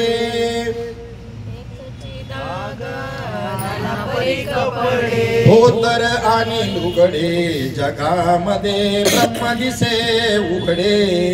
धोतर आणि लुगडे जगामध्ये, ब्रह्मदिसे उघडे. धोतर लुगडं एक पुल्लिंगी उदाहरण घेतलं आणि एक स्त्रीलिंगी घेतलेलं आहे. धोतर पुल्लिंगी आणि स्त्रीलिंगी लुगडं स्त्रीलिंगी. पण दोघांचा धागा जो आहे हा पुल्लिंगी आहे का स्त्रीलिंगी आहे? स्त्री आहे, एक पुरुष आहे. त्यांच्यातला आत्मा स्त्रीलिंगी आहे का पुरुलिंगी आहे? काय उपदेश केलाय बघा. एकची माती नाना परी भिंती, एकची माती नाना परी भिंती. रांजण आणि सुगडे जगामध्ये, ब्रह्मदिसे उघडे. रांजण आणि सुगडे जगामध्ये, ब्रह्मदिसे उघडे. रांजण म्हणजे पुरुष वाचक आहे रांजण. आणि सुगड संक्रांतीला स्त्रीवाचक आहे. पण त्याच्यातली माती पुरुषवाचक आहे का स्त्रीवाचक आहे? काय ब्रह्म सांगितले पहा, असं ब्रह्म आहे, असा देव आहे. तिसरं उदाहरण दिलं. एकची सोने नाना परिलेने, एकची सोने नाना परिलेने. बाळी आणि बुगडे जगामध्ये, ब्रह्मदिसे उघडे. बाळी आणि बुगडे जगामध्ये, ब्रह्मदिसे उघडे. पुरुषाच्या कानामध्ये असते त्याला काय म्हणतात? बाळी. आणि स्त्रीच्या कानामध्ये असते त्याला काय म्हणतात? आणि त्याच्यातल्या सोन्याला काय म्हणायचं? स्त्री का पुरुष? काय उपदेश आहे. म्हणे मुक्ताबाई ऐक चांग देवा, ऐक चांग देवा. खरे आणि रोकडे जगामध्ये, ब्रह्मदिसे उघडे. खरे आणि रोकडे जगामध्ये, ब्रह्मदिसे उघडे. आणि हेच तुकोबारायांनी वेगळ्या पद्धतीने सांगितलं. चाले हे शरीर कोणाच्या सत्ते, कोण बोलवितो. मी बोलतो आता हे पाय, हे बघा याच्यातून मोठा आवाज येतो. तिकडची मशीन बंद करा बरं, येतो का याच्यातून आवाज? तसा हा माईक आहे, हा देव म्हणजे माईक आहे. आणि याची मशीन कोण आहे? परमात्मा आहे, देव आहे. तो बोलवतो मला की मी बोलतो? तुम्ही ऐकता का तुमच्यामध्ये ती सत्ता आहे ती तुम्हाला ऐकायला लावते. ती नसेल तर पहा ना, काहींच्या कानातली काढून घेतली त्याच्यामुळे ते बहिरे झाले, त्यांच्या कानातली थोडी शेवा काढून घेतली. मुका कसा झाला? खूप सुंदर काकड आरतीमध्ये अभंग आहे. बैरा झालो या जगी बैरा झालो. माणसं बैरी का झाली? कारण संतांनी शोधून तुमच्या पुढे ठेवले. नाही ऐकिले गायले गीत नावडे पुराण बैसले संत, त्या गुणे बैरा झालो. त्या बैराला कानाची किंमत आहे, आपल्याला नाही किंमत. त्यांना ठेवा, ज्यांना साई संगील कान आहेत त्यांना त्याचं महत्व नाही. कानाची किंमत कोणाला आहे? बैराला. डोळ्याची किंमत आंधळ्याला कळती, ज्यांना डोळे आहेत त्यांना नाही. हे दुर्दैव आहे. ज्याला डोळे आहेत त्यांना डोळ्याची किंमत कळावी नाही, त्याला कळून का उपयोग आहे? तो आंधळा का झाला? माऊली म्हणतात, पूर्वजन्मी पाप केले ते हे बहु विस्तारले, विषय सुख नाशिवंत सेविता तिमिर कोंदले, 84 लक्ष योनी फिरता दुःख भोगिले, ज्ञान दृष्टी हरपली दोन्ही नेत्रांधळे. चष्मेवाल्या माणसांना मी असं विचारतो, तुम्ही चष्म्याने पाहता शिंदे बाबा का डोळ्याने पाहता? ज्यांना ज्यांना चष्मा आहे त्यांना विचारतो, डोळ्याने पाहता का चष्म्याने? बोला बोला मावशी बोला. शाबा, डोळ्यानेच पाहता. मग काढून ठेवा चष्मा. डोळ्याने पाहता तर का मग चष्मा घाला? हा शाबा. चष्मा काय करतो? आवरण दूर करतो. काय करतो चष्मा? दृष्टी पहिलीच आहे तुम्हाला, दृष्टी आतमध्ये आहेच, पण चष्म्याने डोळ्यावर आवरण आलं. कशाने आलं? डोळ्यातल्या पाण्यानेच आवरण येतं ते त्या ठिकाणी, आणि आवरण ते काही समोरचं दिसू देत नाही. मग ऑपरेशन केलं, तो पडदा काढून टाकला, नंबर दिला, चष्मा बनवला का दिसायला लागतं. दृष्टी दिली का तुम्हाला? नाही, दृष्टी पहिलीच आहे तुमच्या ठिकाणी, फक्त आलेलं आवरण बाजूला करायचंय. प्रवचन कीर्तन कशा करताय? तुमच्या वृत्तीवर आलेलं, अंतकरणावर आलेलं आवरण बाजूला करायचंय. देव तुम्हीच आहात. देव कुठे शोधायला जायची गरज नाही. कुठे शोधिसी रामेश्वरान, कुठे शोधिसी काशी, हृदयातील भगवंत राहिला. दुधामध्ये लोणी नाही का? नाही आहे की नाही लोणी? असं ढवळत बसून निघल का? काय करावं लागेल त्याला? काय करावं लागेल? लालबुंद तापवावं लागेल. तापवल्यानंतर काय करावं लागेल? झालं, कामच मिटवलं तुम्ही. बघा, तापवलेल्या दुधामध्ये आणि विरजण टाकल्यावर काय होईल? शितड्या होतील ना पार त्याच्या. थंड होऊ द्या जरा, ते थंड होऊन द्यावं लागेल, मग विरजण टाकता का? तुमच्याकडे गरम दुधामध्येच टाकता. मग हे काम सांगायचं. आणि मग तेवढ्यावर नाही तर पुन्हा मग जे दही झालं ते घुसळण करून त्याच्यामधून ताक हे आसार आणि लोणी हे सार निघेल. पुन्हा ते लोणी पुन्हा अग्नी संस्कार करून तडतड आवाज होत येतपर्यंत मग त्यातल्या पाण्यात लावून जळून जातो आणि शुद्ध तूप त्या ठिकाणी आपल्याला मिळतं. 1.5 अंबीच्या दुधापासून तूप मिळवण्याकरता 2 वेळेला अग्नीचे संस्कार करावे लागतात. तुमच्यात असणारा हृदयातला देव प्राप्त करण्याकरता किती सत्यनारायण घालावं लागते, किती तीर्थयात्रा कराव्या लागतील, किती करावं लागेल? नाही, हा उपायच नाही. तुमची वृत्ती सुद्धा तुमच्या वृत्तीत ज्ञानाग्नी पेटवावं लागेल. वृत्तीत ज्ञानाग्नी पेटल्यानंतर अनंत जन्माच्या कर्माच्या पापाचे संस्कार जळून दग्ध होतील आणि मग तुम्हाला आनंद रूपाने परमात्मा अनुभवाला मिळेल. हे सोडून आमच्या दुसऱ्याच खाटापट्टी चालल्या. ध्यानात घ्या, हे वायाला जात नाही. ह्या खाटापट्टी ह्या पुण्याहीनच तसा सद्गुरू भेटतो, तसे संत भेटतात आणि तुम्हाला तुमच्यामध्ये हृदयातला राम तुम्हाला अनुभवाला आणून देतात. मग त्याची अवस्था काय? तुकोबारांना विचारा. कंठी प्रेम दाटे म्हणायचं नुसतं, होऊन नाही द्यायचं बरं का? वाढ भजन आमची कंठी प्रेम दाटे नाही झालं. कधी देवा करता सगळ्या नाशिवंत गोष्टी करता रडतो आपण, आणि देवा करता कधी रडलो का आपण? कधी वाटलं का देवा काय भेटत नाही एवढं? काय मी असं किती पाप आहे तुला काय एवढंच? आमचं किती पाप असलं तरी नष्ट करायला काय टाइम लागणार आहे? आकांताने मोठ्याने ओरडून रडावं चांगलं, काही करायची गरज नाही. इथे लाज वाटत असेल तसं बाजूला अरण्यात जाऊन एकट्यानेच रडायचं मोठमोठ्याने देवाचं नाव घेऊन. बघा बरं प्रगटतो का नाही तुमच्या हृदयामध्ये? बरं, जेवढ्या साधू संतांनी जोडला तो रडून जोडलाय का हसून जोडलाय? सगळ्यांनी रडूनच जोडले, हसून कोणीही जोडल्याचं प्रमाण नाही. सद्गदित कंठ दाटो येणे फुटो हृदय, कंठी प्रेम दाटे नैनी निर्लोटे, रडून जोडलेलं. आणि आता हे जी कीर्तन चालल्या दात काढायची, जोडल का देव? हसून दात काढू? काय काय कसं चाललंय विचार करावा जरा. करुणा आपल्या अंतकरणामध्ये करुणेने त्याला हाक मारावी लागेल.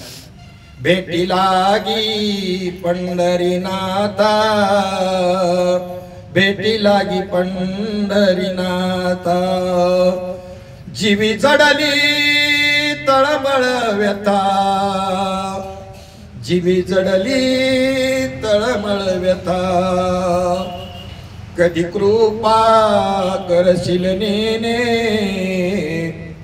कधी कृपा करशील नेने असं अंतःकरणपूर्वक त्याला साथ घालायला पाहिजे आणि मग तसं भाव तयार झाला का बस देव दूर नाही भावे विन देव नकळे संदेह गुरु विन अनुभव ठीक आहे पुंडलिक वरदा हरी विठ्ठल श्री ज्ञानदेव तुकाराम माऊली ज्ञानेश्वर महाराज सद्गुरुनाथ भगवान की जय नर्मदे हर नर्मदे हर नर्मदे हर चला